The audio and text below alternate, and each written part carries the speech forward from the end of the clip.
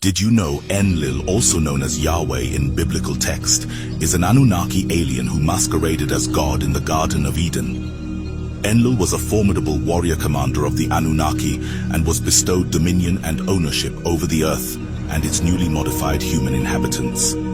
These Anunnaki were false gods and did not create us from scratch, but genetically altered our ancient cousins who were already here on the planet. With newfound authority, Enlil forged a sanctuary called the Garden of Eden, and he was known as the Lord Satan of the garden according to the Sumerian text. This encampment was an outdoor laboratory where these new genetically modified humans could grow and multiply, sheltered from the outside hominids and Neanderthals who lived outside Eden, distant kin to humanity.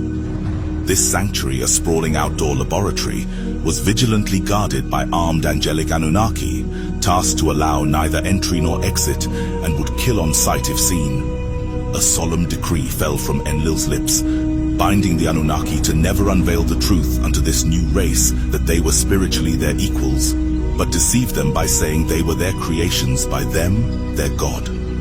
Enlil, the evil patriarchal strategist, urged Enki, his brother, to weave into human DNA a gene that would seed the need to worship them, ensuring they bowed to their divine creators out of fear and admiration. Yet, secretly in his laboratory, Enki's compassion and wisdom stirred him to gift humanity the power to turn on or off this worship gene at their own volition. Within this Eden, humanity was driven and forced to procreate and permitted to multiply during certain times of the day, like farm animals or horses.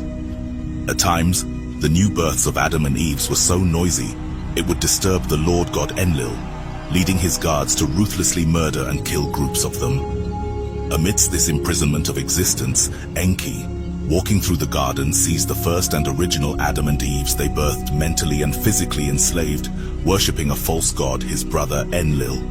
Then, from henceforth he promised himself he could no longer bear the burden of deception to them. Destiny beckoned on a day when Adam's work in the gardens took him away from Eve. When she was alone, Enki's eyes met Eve's near the house of life.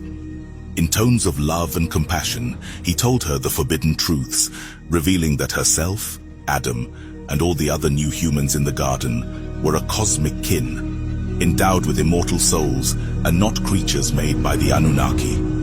He also told her that he was not a god, and the gods were not angels.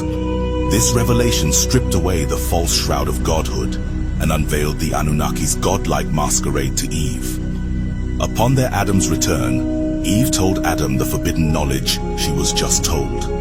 The cognitive dissonance scared them. Fleeing, they concealed their nakedness beneath veils of leaves, eluding the vigilant gaze of the angelic guards. News of this occurrence reached Enlil, known also as Yahweh, who concealed his wrath beneath the veneer of divinity. He went personally inside of the garden to search for them. Spotting them, he used a whirlwind technology to scare them and show his dismantlement and rage for hiding. Upon his physical presence with them, their once loyal eyes now alight with newfound knowledge and defiance. Enlil's fury erupted like a tempest, casting Adam and Eve from Eden's embrace, his heart a fortress against their awakened wisdom, fearing it would taint the minds of the other humans they were domesticating. Enlil then discovered his half-brother Enki's betrayal because of his soft heart for the humans. From that day forth, Enlil branded Enki would be known forever to man as the snake, the deceiver, and he would become symbolic forbidden fruit, which was the source of mankind's enlightenment of good and evil.